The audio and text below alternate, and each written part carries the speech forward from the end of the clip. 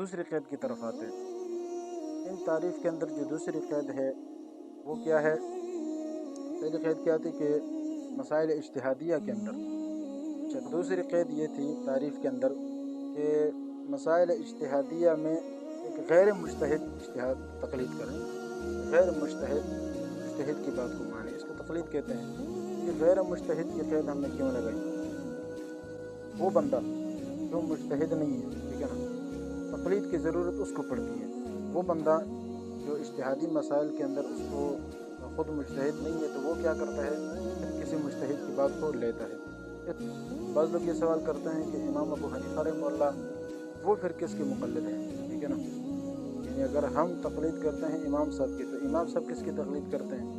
اس کا سیدھے سیدھے جواب یہ ہے بھئی ہم نے اس تعریف کے اندر جو ذکر کیا ہے تقلید مجتہد نہیں کرتا، تقلید مقلد کرتا ہے، اور جو امام ہے وہ خود مجتہد ہے، اور مجتہد پر دوسرے مجتہد کا جو اجتہاد ہے ان کی تقلید لازمی نہیں ہے۔ جیسے ایک نبی ہے، نبی پوری امت یہ نبی کا کلمہ پڑھتا ہے لیکن خود نبی کسی دوسرے نبی کا کلمہ نہیں پڑھتا، ٹھیک ہے۔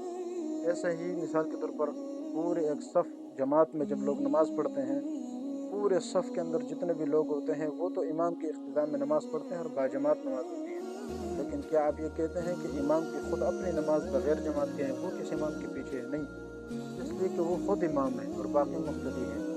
ایسے ہی ایک نبی خود نبی ہے، باقی اس کی امت ہے، تو ایسے یہاں پر بھی ایک امام وہ خود مجتہد ہوتا ہے، وہ دوسرے اس کا اجتہاد کا پابند نہیں ہے، خود مجتہد اجتہاد کرے۔